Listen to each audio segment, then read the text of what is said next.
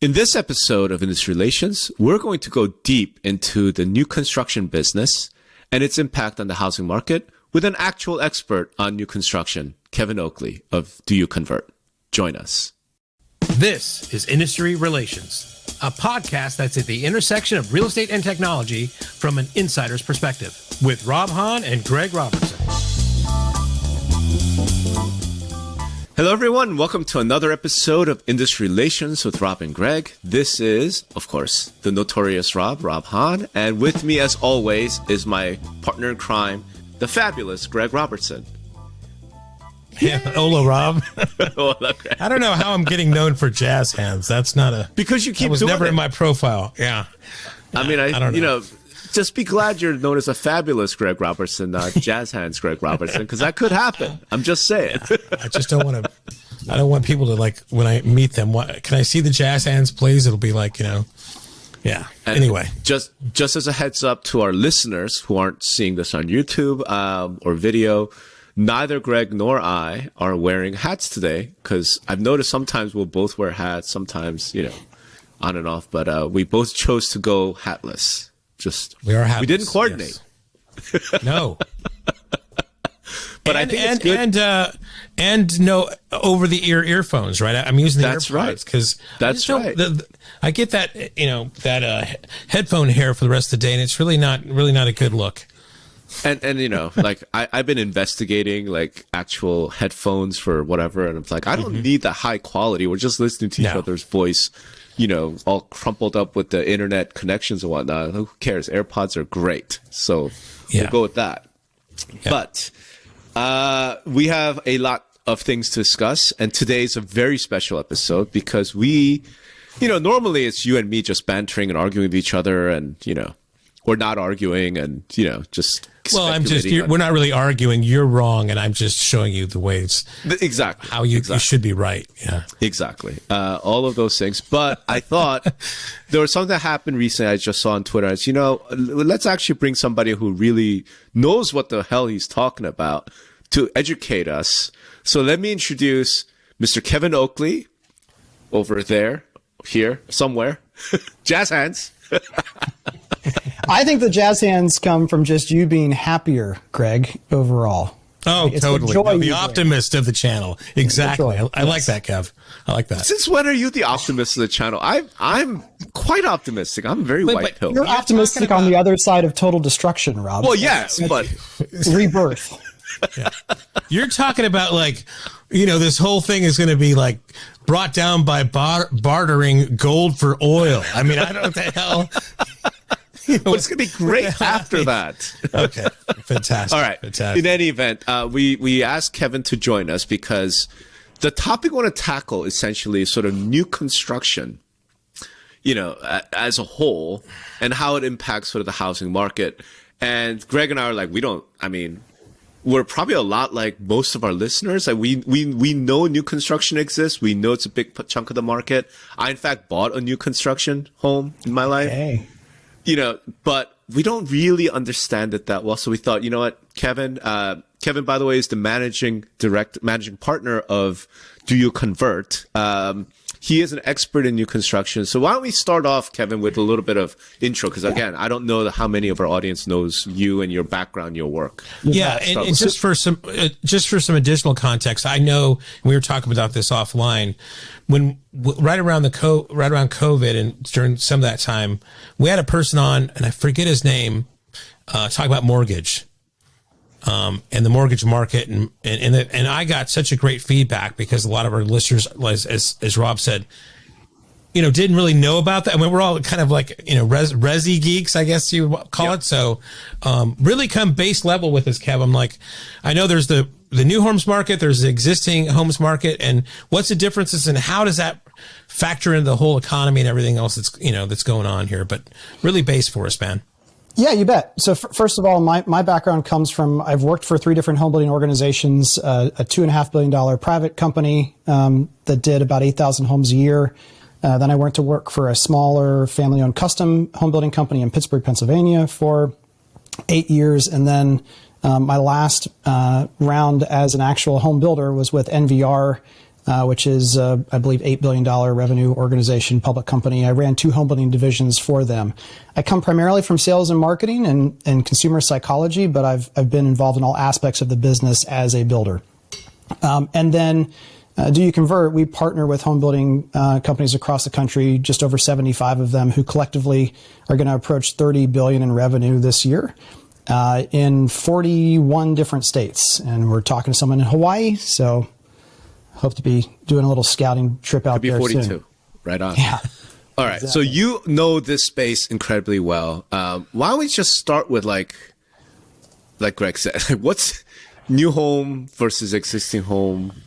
Like, what are the differences? I know it seems obvious, but let's just make sure there's maybe things we don't know about. No, I think the first thing is that there's 2 big groupings within new construction. There is new construction that is partially already built or fully complete. And in that sense, it's just a new existing home, more or less, in the eyes of the consumer.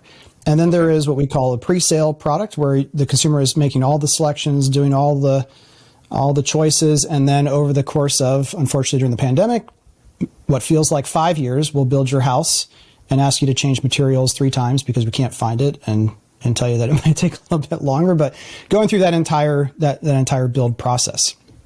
And sometimes, and I guess on those 2 sections, that's great to know. On the fully complete, they might be fully completely built, but they're not sold. Exactly. Is that right? And especially not during the pandemic, because there was a period of time where the demand was so great and the costs were so unknown that builders said, you know what, consumers and purchasers are optional. We just feel so secure that whatever we build will eventually be sold. And we actually will be able to sell it for more for every month that we don't release it to the market. Right. That there was this big shadow inventory that was created. And that was my first Twitter fight, I would say, was with a couple market analysts who were like, you're ridiculous. Everything that they can sell, they're selling. I'm like, no, they're not. They're not. Yeah. Yeah. All right. But you know what? Actually, do us a favor. Step back to maybe more normal times before the pandemic. Yeah. So I don't know what, even passes as normal, actually. Yeah. But yeah. Give us a little bit of like how new construction used to work before pandemic, what happened during the pandemic, and then now, especially last year when things started crashing. Just give us a... Well, there's probably 3 things, because I think after GFC, everything stopped, right? So there's almost before GFC, really, right? Sure. Yeah. Yeah, before GFC, and I started in the industry in 2003, so fresh out of school, and I'm like, I don't understand. These people are getting loans with just saying what they make, but okay, I guess this is how it works. And so I just kind of saw, I mean, builders were still making good money all the way up through 2006, but there was a period in 2003, 2004 where without mortgage, you already saw things were turning and going the other way. And then all these creative financing programs came, and that lifted us through to 2007 when the GFC hit. Again, I'm going to keep classifying things into different parts. There are home builders whose express purpose is to have those fully completed homes finished. Think D.R. Horton, think LGI. They tend to be focused more at the first-time buyer or the first-time move-up buyer market. And they believe, like I do, that the main issue that we have is not a lack of overall housing as much as a lack of affordable housing. And so their belief is, as long as we can build affordable housing, we should just go ahead and do that. And they are manufacturers who create homes. That business model has ebbed and flowed in the amount that they do, but it's been very steady through any variation of market condition. It's just how fast are we pushing? But that really is. When you say steady, focus. like how many units are we talking about typically on like normal year? Well, home builders tend to organize themselves around divisions or groups. So even when you talk about a national builder like a D.R. Horton, they're going to have each division is going to do individually per MSA 500 to 1,000 homes, and some MSAs might have 3 or 4 divisions. So we're talking large numbers.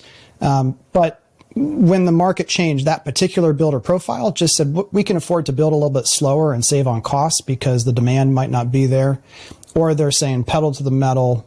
But they never changed their business model to say, hey, we're gonna move away from inventory, speculative building, to trying to get more pre-sales. That's just not their model. Their model is just to manufacture. And in fact, they're kind of almost set up to make sure that their manufacturing capacity hits minimum thresholds, so they don't have to if you lay off a factory that's creating floor joist systems or truss systems for a plant, those people are going to get other jobs. You may never get them back.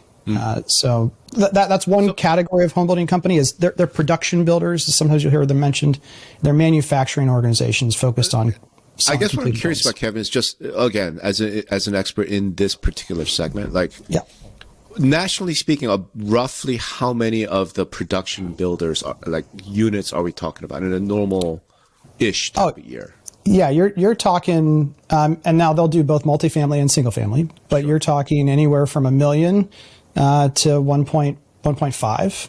Okay, so $1 million to 1.5. The reason I ask is obviously in the existing homes, we say that the normal year should be about 5.5 million homes sold.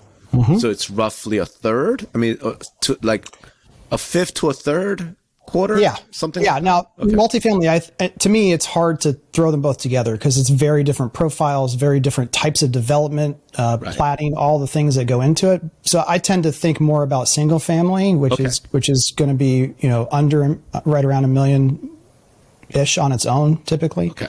So typically, we could say about 20% of the existing home market.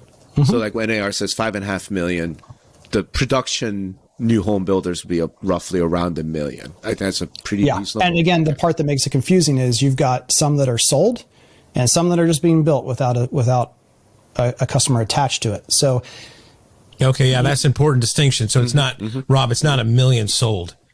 Right.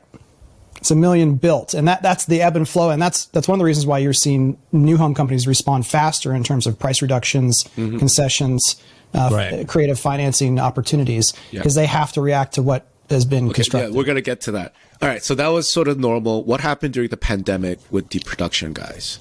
So the absolute low, according to the Fred data that's available, is May 2009 at essentially 500,000 homes. Yeah, so everybody got burnt because of the GFC. Housing is verboten, right? Is so like hurt, and they went down to about a 500,000. Okay. Yep. And that's again 500,000 built, not meaning all those were sold, right? Exactly. Yeah. Okay. Exactly. Although at that point, most of them would not have been built on speculative inventory, simply because it was too risky to do so. And so I'm just pulling up the graph here. One of the interesting things about the GFC that people don't often realize, who don't think about it, is it took a long time to hit the bottom. I mean, 2006, this is housing starts, 2006 to 2009. That's a long time for a market to adjust. And that's, one of the hopes here is that this is a sharp and severe but shorter duration event that we're going through right now. Great. Okay. So since you brought it to what we went through, what happened in 22 with new home construction? In 2022, about halfway through the year, builders said, "Oh man, we love," and I have to pretend like no one's going to listen because people won't be happy that I'm going to share some of these numbers, but it's okay. Typical home builder profit margin is in the 20s. And your goal is obviously to have a net profitability of around 10%, especially a public company. That's what you need to provide Wall Street. So when builders were able to have 40, 45, in some cases, extreme cases, 50% margins, gross margins on a sale of a home, oh, baby, life is good. Life is grand. And yeah, demand's softening, but look, we could just reduce the price by $5,000 and they would still fly off the shelves. And by a third quarter, there was some panic starting to set in or concern of, okay, now think about home builders have to manage, again, another different grouping of people. People, what we call in our backlog, who have already signed a purchase agreement, but we have not yet delivered the keys to their home and collected the money. So that's amazing amounts of profit that you can't curl up with at night that don't yet exist until the home closes. But it makes you feel really good. And so then how do you react to what you see the market doing while not causing a lot of folks to cancel on their contract or try to renegotiate? So there was this kind of ostrich in the head, hey, we're going to ignore that because we have so much of a backlog at such great profit margins that if we start to react slowly and steadily to this, we might lose money. So just pretend like this isn't really happening. We'll deal with inventory when it comes. And by Q4, then cancellations started to get up as high as 20%. In some markets, like in Austin, Phoenix, Boise, even higher. And that's when Q4 was, especially public builders, they want to get inventory off of their books. And they tend to do deep discounting. So there were builders in Austin, Texas, who on a $700,000 home in December of 22 would have offered you happily $200,000 off plus an interest rate of 4% and a buy down. Wow. Okay. So let me just, because Rob has, but I have not bought a new home before. I mean, are you locking in interest rates, when you make that order, or you have to wait for that? Is it when you buy from a new home builder, is the loan usually, what's the attachment rate on that type of stuff? Are they trying to go all in? Yeah. What are all those things about? There is a minority subset of new construction that's financed through what's called a construction loan. And that loan is closed up front when the construction begins, and then you're drawing off of that. And one of the great things about that scenario is you're only paying interest on the amount that's been drawn. So, when I just built my last house, it was a construction loan, and for the first year, as the home's being built, my maximum payment was, I think, like $700 on a $1 million build.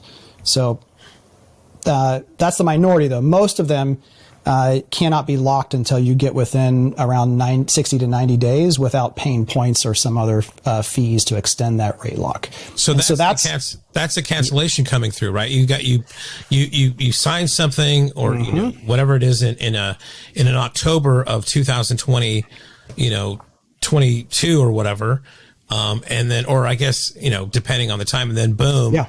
Or 21, I guess. And then all of a sudden, boom, interest rates go up. Right. The most they've ever gone up, and as most quickly they've ever gone up, increases. That's right. Than ever in 50 years, right? And they're like saying, groups, I cancel. Yeah. The two groups that we've heard the most noise from in terms of cancellation. The first is investors who are just smart enough to say, I can afford to walk away from that hand money. And the second group was those who truly couldn't afford due to that rate change. What's really interesting is that for the other still majority of people, they were not willing to go back to the uncertainty of not having a place to live. To use Rob's, they don't want to live under a bridge, cardboard box, not an option. So this has been painful. It might end up being more expensive than we thought, but we can still afford it. And holy crap, I don't want to restart this process and have another year of uncertainty of not knowing what's going on. Right. So most people still are not canceling. Okay. All right. So then, it's typically 1 to 1.5 million. The lowest it went to was 500,000. Again, this is a mixture of sold or not sold, right? And how does this affect, for builders right now? If we look at just the overall kind of thing, housing supply, right? We hear that there's a big problem with housing supply. There's a shortage of inventory. What is, in the overall macro sense, where do the new home construction kind of factor in that in all the stats? Yeah, well, I'm glad you asked. And by the way, everyone should be to this episode, especially if you're listening to it on audio. Seriously, go check it out on YouTube, because Kevin's presenting some awesome charts and graphs that you're going to want to see. Okay. And none of these yet are mine. So calculated risk, if you don't follow Bill and his work, great. You have to. Yep. But so again, my thesis is that we are not overall in a lack of housing. We are in severe lack of affordable housing, because what do most investors want to purchase? They want to purchase the same thing that a first-time buyer wants to purchase.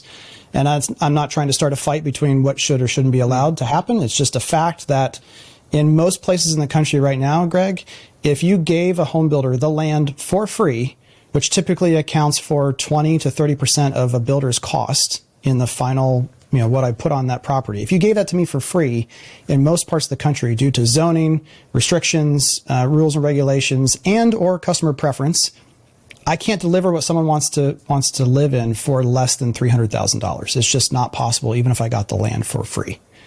Wow. Yeah, and nobody's doing that.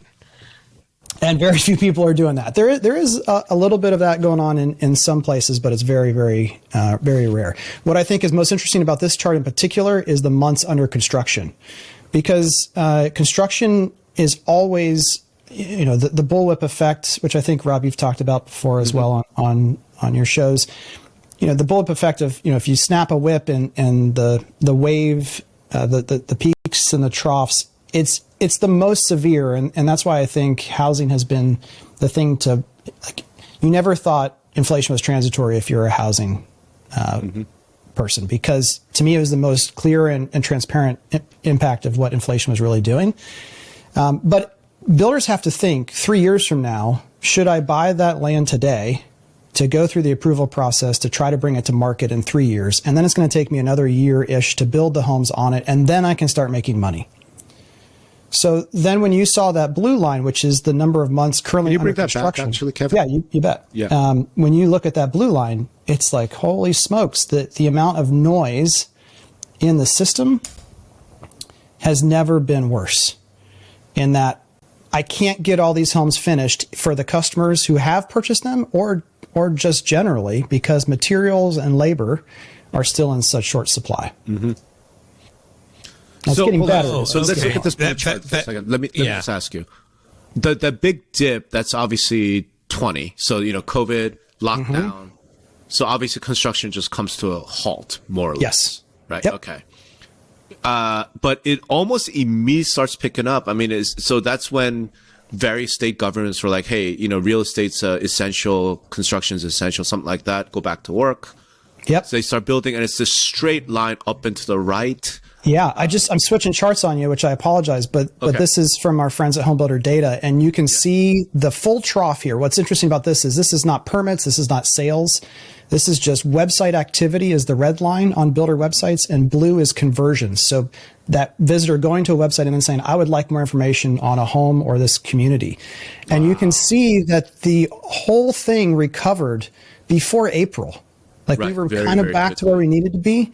And that was what was so interesting about that particular data set is even before governments fully reacted to this, people were like, it's almost like the pandemic equivalent of getting your bread and milk was thinking, if I'm going to be stuck somewhere, I'm starting to look like right now. Before, because we tend to think that people had the security of all this free money and everything first, but the data shows that consumers were already doing the opposite of what we expected them to do. Yes. Okay, so going back to this chart you're showing right now, the red line is the months completed. Yeah. So obviously sitting there. So you see that line at its peak in 2009 at the trough of the GFC. Right. So in the post-COVID period, I mean, it's basically flat for a bunch and then goes down. Presumably that's because of all the supply chain disruptions and all that. So the builders just couldn't get lumber or whatever they needed to actually complete. Is that a proper?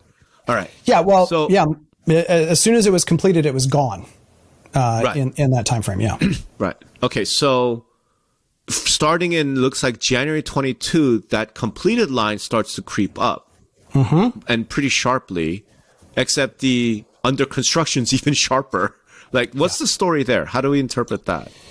Yeah. So again, builders do have a lever of how fast, like once you move a house from under construction to fully complete, that often is a different form of carrying cost and finance charges. So your work in progress is financed differently than that home is sitting there complete. So I'm not saying this is a big piece of it, but it is important to understand that sometimes builders will intentionally slow the construction process in order to not trip covenants of so much completed inventory or for other financial reasons. But for the most part, there is this combination of we can't keep up, so just keep starting homes. And to whatever degree, like we know we're not going to have framers, but who cares? Go ahead and dig a hole because at least we'll be further ahead on the overall process and we'll try to figure out the framer part later. And so this supply chain and manufacturing process just got so disjointed that, I would talk to a builder and they would say, I have 110 homes sitting waiting for windows. And I know a builder in Pennsylvania, he hired a friend to go take a bunch of trucks down to 4 states away to buy windows in mass, which is not the way. Normally you say, I just need this many of this size. I'm just going to buy them and warehouse them. Wow. So the complete supply chain disruption of both labor and materials And so you start to see the red line creep up, but you'll notice, again, similar to Mike Simonson and his Altos research, he's really trained me how to think about charts beyond his own data. We're still not where we typically would be. A 2-month finished supply would not be the worst thing in the world. We're still not there. But here's the big panic for builders and why they need real estate professionals and realtors to help is they see this big tidal wave that's in blue coming. And that's where if those don't move quickly, once they are fully complete, you're going to see even bigger reactions made by home building organizations. So let me ask you this, Kevin. I mean, staying on this chart, the blue line are months under construction. So they've actually been started. The month supply under construction. Month supply, yes. right. But those are all projects that have already started, whether it's just a whole, in the ground but they're at various stages of completion, but they're under construction. The red line is completed. The gray line is not yet started. Now, the question is, all right, what the market seems to be suggesting, what the economy seems to be suggesting is rates, demand is completely fallen off the cliff.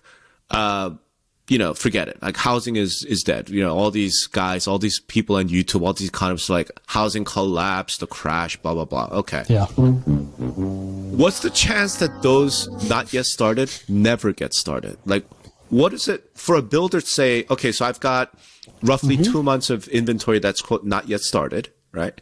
Do I have the option to say, you know what, I'm just never going to start this? You do. And you do have that option 100%. There's minimal cost. It's mostly time and energy that's lost. Permitting fees are not usually at the beginning that big of an impact. And again, those production builders who always want to have supply, they will tee homes up because again, they don't need a customer to make selections. So that's just that's like the earliest stage of we're just going to get ahead of the game and have it sitting there ready to go, so we don't have to wait 3 months to go through permitting. So what I'm looking at this stuff as being is, on existing home sales, it's like, it's a travesty that, this happened with all the interest rates and everything, and that's really affecting the market in some way. But these guys, they're speculative, right? So they put money betting on that this is going to happen. And, it's not like you're sitting in a house and it doesn't sell and it's going to take you longer. You're just sitting in the house. These guys put hard-earned money, labor, all the things that take of that. And then so when this happened, they're even hurting worse than I ever thought, right? Because and that's why they respond so much faster. Well, actually, let me ask about that piece as well, Kevin. So, because again, I don't know, right? This money that the builders are putting out, right? Is it their own money? Like, is it essentially cash? Are they financing it? Like, what's this money? It's a combination of some of their own money, but most of them, they'll have smaller builders will have personal guarantees. And a lot of times their goal is by the end of every year to essentially erase those personal guarantees, be free and clear, and then decide what you want to do the next year. The bigger builders often will have finance partners, banks, investors. The largest of the ones, and I can only speak for when I was there at NVR, but at NVR, each division essentially viewed corporate as the bank.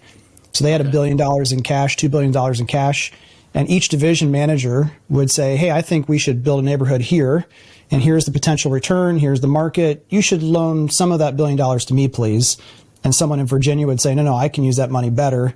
And so some of them are operating on their own cash, but certainly they're also financing a lot of it. Now, the latest one, the newest different one, Rob, is, hey, how about I take none of the risk as a building company and I just serve as a general contractor so I don't have to worry about customers and you're going to buy them in bulk from me, often for rental.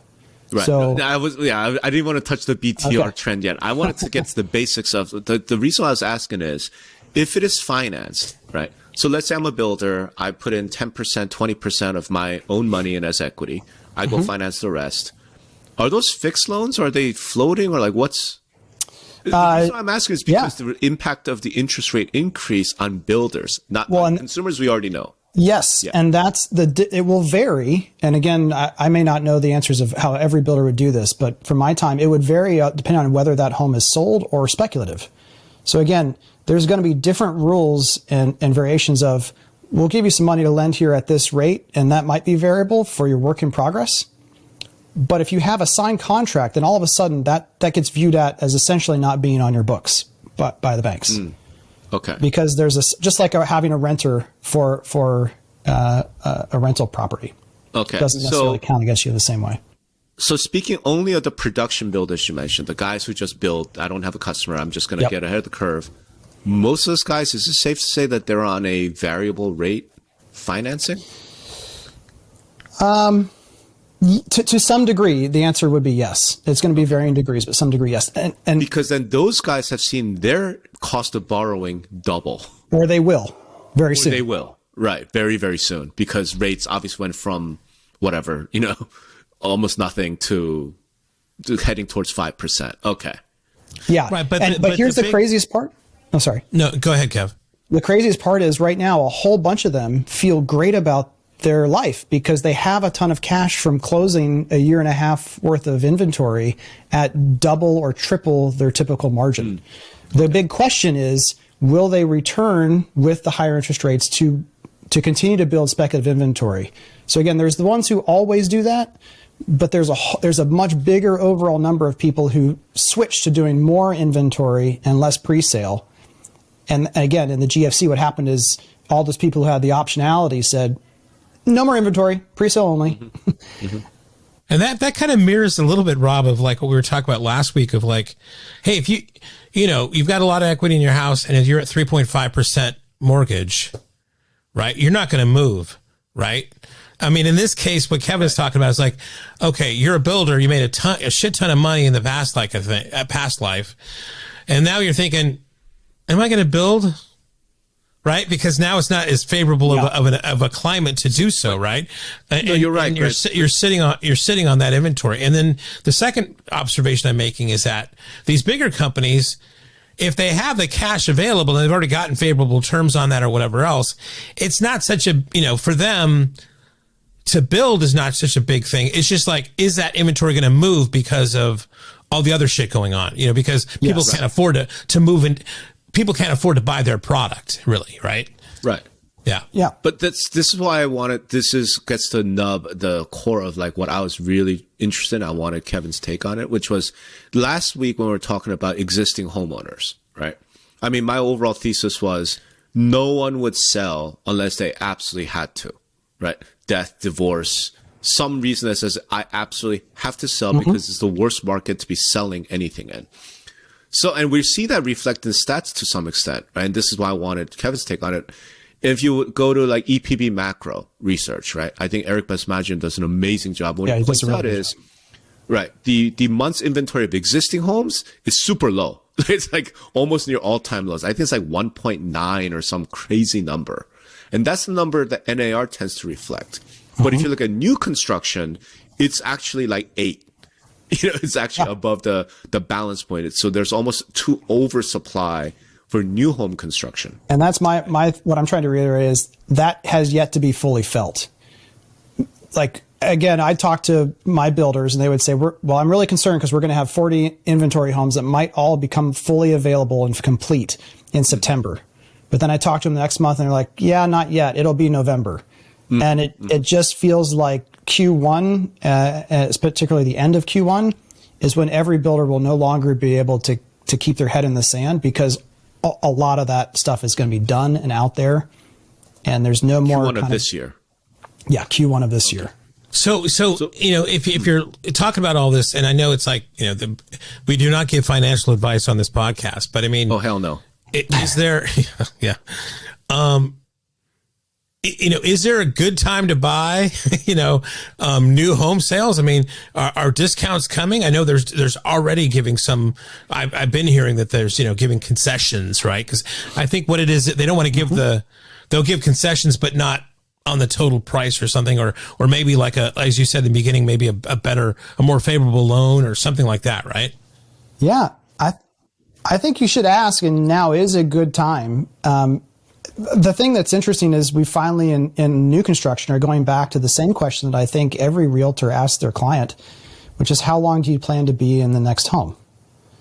That's not a question that new construction has asked, but But again, if you think about, if you plan to live in that home for more than 2.5, 3 years, and it meets your needs and it's roof over your head and shelter, you're going to get a more competitive interest rate in new construction than you're probably going to get in existing. And yes, they are willing to negotiate on price, on options, on all parts of the contract on those fully completed homes, because, and this is a rough number, but once that home is fully finished, remember, net profit is about 10% is what they're shooting for.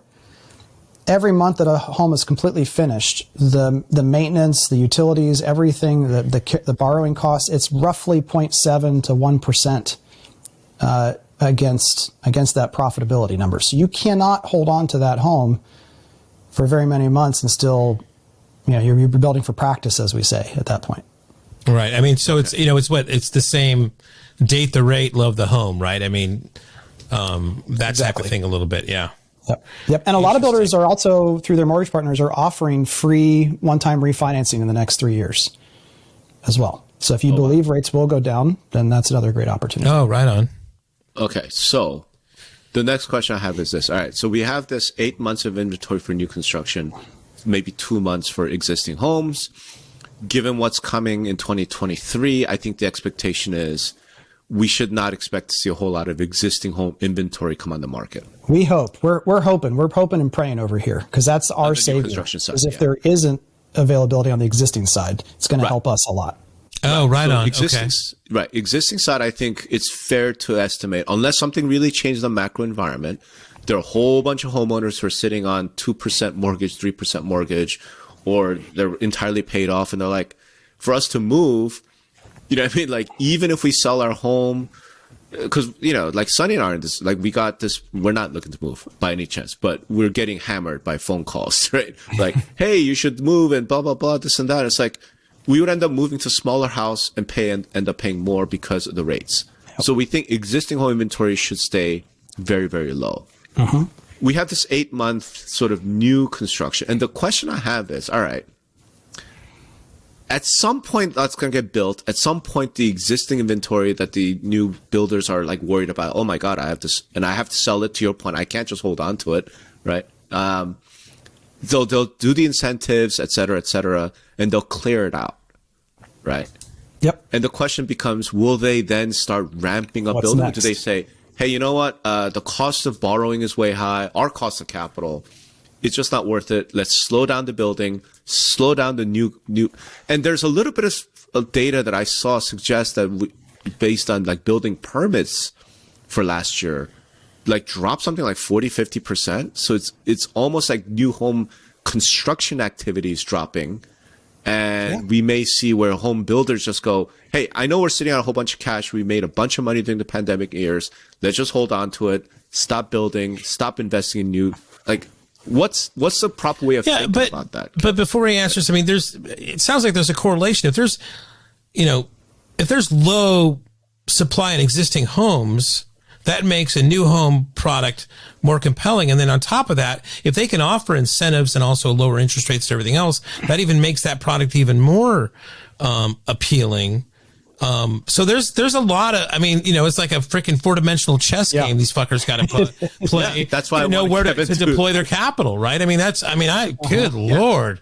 Yeah, but Greg, on the flip side, it's like to deploy the capital, except that now to go and borrow money from the banks is going to cost me 6%. Whereas 2 years ago, it cost me 3%, right? Yep. And I am still taking on this major risk, and we don't know what's going to happen. So the safe thing to do may be to just pause, we're already going to build. Well, but they may have already gotten that cash last year and have they might have loans or whatever that are at a lower rate. And that there's between that and what they can do it for, they can get somewhere in the middle that's going to be better than everything else. That's what I was asking Kevin about whether it's variable. Because if it's variable, then it changes things. So again, ultimately everything is variable, because even if you get a fixed rate, it's for a period of time, and then that fixed rate is going to reset. Yeah. So ultimately everything in terms of financing is variable to some degree. One other thing important to remember about that chart we spent so much time looking at, Rob, is that the Census Bureau does not take into account cancellations. So all those numbers are likely lower than they really are on the chart. They're probably Eric, actually all another month or two higher than where they are based upon cancellation rate. Okay, so let's say we had 9 months of under construction supply in the pipeline right now. Yep. I guess what I'm asking is, at the end of that 9 months, right? Because all these buyers have come in, taken advantage of the incentives, etc., right? So they bought all that out. Yep.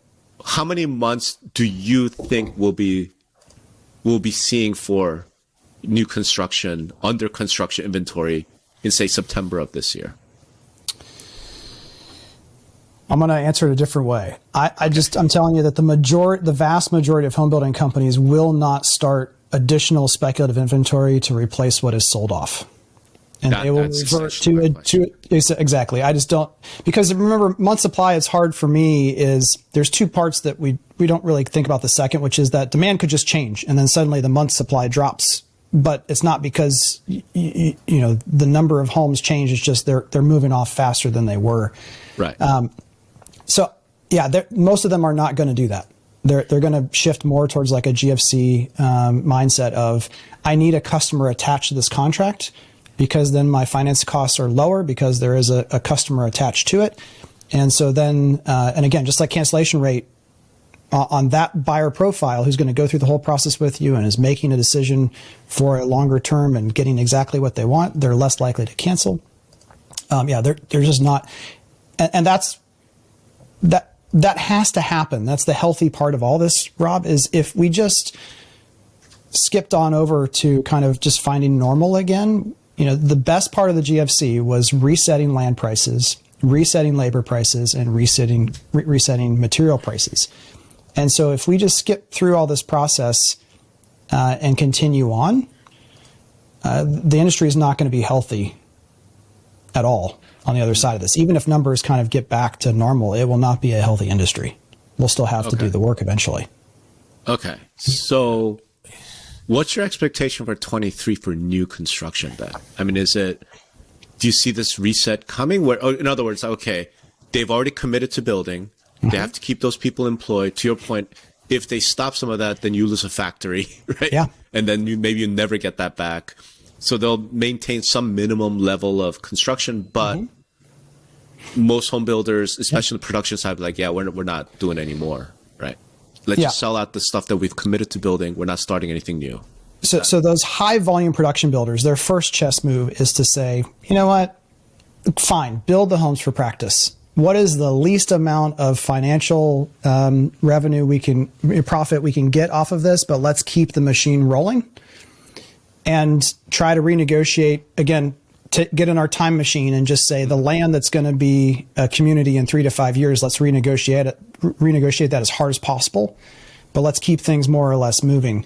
But that's not where, again, the vast majority of home builders are. Those are companies of a different sort. They really are. That's why I keep saying they're manufacturers, even if they're not modular, but they think like a manufacturer, like an Apple computer. Like what is the most profitable product I can build right now? Let's build those, right? They look at all the product they have and like, what has the most margin? Let's focus on that now. Right. Yeah. That or based upon their agreements with, so some builders self-develop. They are the developer of the community, like the streets and the sewer and all that. And some are just buying finished lots. And so if they don't have that, like some of them want to just move through velocity to make sure that the development part of their business doesn't pull the whole thing out from underneath them. Like we have to sell 100. And even if we break even, that's better than losing $3 million, personally on the land development side. Okay, so I guess that question Greg just asked brings us to the topic I said we're going to tackle, which is all right. We're here, right? I mean, last couple of years, man, and I've been talking about this in various presentation stuff. Build to rent is clearly like the hot sector, if you will, of some of the new construction. What's going on with build to rent now? Like, how's it changed? Let's say from 2020. Yeah, at the start of the pandemic. And I think Bill or John Burns is another great group. In my world, John Burns, Zonda, Zellman, and Calculated Risk are the people I pay the most attention to. Yep. And there's already stories of projects going bust because what happened is it's the problem of too much money. There's too much money. people in New York, people in LA, wherever they are in these big, tall office buildings with their spreadsheets say this deal should work. And then but it works based upon a timeline that, as we saw, isn't going to happen. Like if the project needed to be approved in February of 2022 and it still isn't approved in January of 23, and now that financing has changed, that project no longer works. And again, that's I would say a healthy thing, because now that parcel of land is open for another idea and another way of doing things. I think this goes back into your renter nation discussion as well, Rob, because that is a potential path, but I think it's being overly invested in right now. And what builders are, the builders who didn't take on build to rent quickly, but now are considering it as an alternative option, just like builders would say, well, we normally don't go back and finish basements in homes, but we will now. Or some home building companies are getting into remodeling because they just want to try to diversify what they can do. So some of them are saying, well, we'll turn that project into build to rent, but all the terms of the negotiation are vastly different than they were a year ago. And so they're looking at it and saying, well, maybe I'll try to do build to rent then on my own. Just like self-developing a neighborhood lets you leverage, a lower cost of land to make your community more market worthy. But it's not the rose that everyone thinks it is. I can say that. Yeah, the stuff I'm reading on Twitter a lot is like everybody's spreadsheet are at 3.5%, and that just does not exist anymore. So I mean, what it really affects is just affordability, which is demand, right? So it doesn't. It was great when you had 3.5%, you could make everything work, right? But now it's more of a like I go back to, it's more of a 4-dimensional chess game. It's like you've got shit. What do I do now, right? I mean. And I've worked with some very large BTR organizations who their goal was to go from 0 to 16 communities in 3 years, of hundreds or thousands of homes in each neighborhood. And in those early discussions 2 or 3 years ago, they said, well, you know what, Kevin, the other thing though is that this really only works if we can get people to not move and stay in our unit, 3 to 5 years or longer. It's not just the premium we think we can get on single family build to rent. It's that if there has to be less churn because of the product type being a better fit for what they want for a longer period of time. And so to me, it's like, well, if that was necessary even back then, holy crap, what all must be necessary now to make that pencil? Yeah, the churn. I've never really thought of churn in that.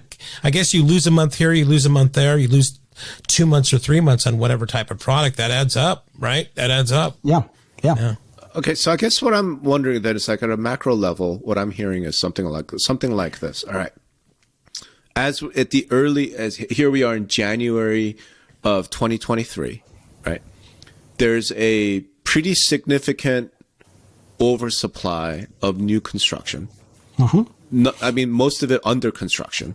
In other words, the already finished product is going, right? Yeah. There's a pretty significant inventory of under construction, roughly 8 months, maybe 9 months, depending on cancellation rates. All of those builders, or most of those builders, once that product is finished and sold, they're not eager to start new projects. Yep. There are a bunch who went into sort of build to rents because, that had a quote buyer attached to some big hedge fund, private equity funds, like, hey, yeah, build these 500 homes, we'll buy the entire thing from you, right? None of a lot of those are not going to work anymore. So those projects go and bust, to your point, which means that those homes will never be built. The land goes back to whatever and can be used in some other fashion. But what that implies is just eventually we're going to need a lot more homes. Right. It's like, so what it implies is not a lot of construction happening. Existing sellers, like Brett and I discussed last week, we don't think they're going to put their homes in the market. So we're at a point where how this ends up in what? Go ahead. No, just so Kevin, from your standpoint, there was that trough after the GFC. Are we talking about that level of a trough? Are we in the middle of that? Is it 20% of that? Is it 90% of that? I mean, because there still seems to be as I was talking about, there might be some uses cases or, for getting a new home as far as the things that I talked about before. I mean, what do you think that level of trough is going to be? Is well, it? There will be a trough. Shut down basically. It shut down basically before, right? But yeah, and it shut down not just because of builders' own actions, but because the existing inventory was impacted through bankruptcies and foreclosures and short sales to a right. I mean, I remember going through a new construction neighborhood that was 3 years old and about halfway done overall, but it seemed like 5 out of every 10 homes were for sale or in foreclosure that had already been sold once by the builder. And so that's the part that we hopefully are not going to have to deal with. Doesn't seem like we're going to have to deal with. No. Yeah. So I think it will still be short or painful, but hopefully it doesn't go to that same degree, because I think where you're going, Rob, is eventually. Well, let me say it this way. The narrative overall is that existing homes have to continue to appreciate to support new construction pricing, because new construction is always a premium, just like a new car is a premium over a used car, unless it's a classic, right? So we need existing to help new construction continue to move. And what happened is, because new construction responds faster, and this is both opinion and fact here, responds faster to the market cycles because of the nature of it. Yep. New homes increased in price faster often than existing homes. Yep. And so now we're in this period where existing, like you said, Rob, we're going to underbuild, hopefully a little bit, or we already are underbuilding in affordability. Yep. Existing valuations will come back, and then new construction will come back to meet it. I mean, it's just a question of how long. Well, that's part of it. The other part, and this is the thing that like Bill McBride and like Eric Besmagian and these guys talk about, is new construction sets the price. Because new construction responds faster. They're looking at demand. They're looking at interest rates. They're looking at the macro conditions. They're like, yeah, to your point, we're going to cut $200,000 off this house, and then we're going to offer incentives, and then we're going to do that because we need to get it off our inventory. Yep. And the idea is that will then impact existing homes as well, right? So if you are one of those very few people, in my opinion, who are going to have to sell their house, now you're competing against new construction that's like, I thought I was going to get 700 for this house. I'm not. I'm going to get 500, right? So now I have to go out and say it's 500. So we should see price decrease is a theory of the bears, the housing. Yeah, that's the theory. But here's the thing that's a little bit, again, just a reminder that in an existing home, you have equity, which is this concept of what the home would be worth if it was sold. But it's not tangible in the same way, and people can disagree with me, that's fine.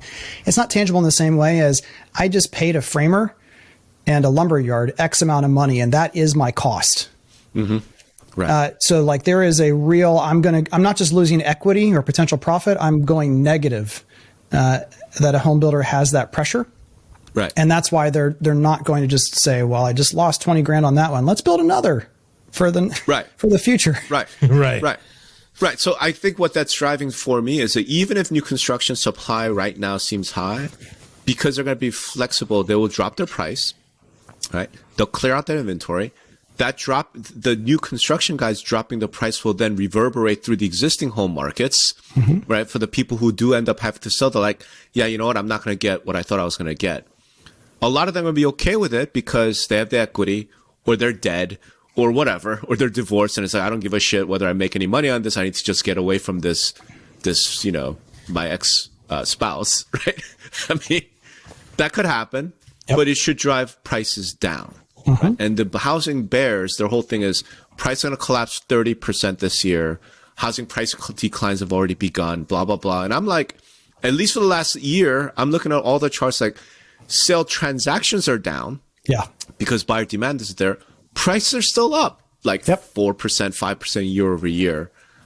And I keep looking at the dynamics. I'm saying, I don't know if new construction is large enough, because even in a normal year, right, it's only about 20, 25% of existing homes, to have that level of price decrease, which then even further negatively impacts affordability. Right. In other words, the idea the housing price is going to collapse, and now these legions of millennials and Gen Z, who haven't had a raise in 20 years, all this stuff, that they can come back in and buy the homes now because they're $250,000. I'm like, I don't think that's going to happen. No. And it's not going to happen because of the overall size of the market. I agree with you. It's also not going to happen because of the price bands that builders are building in.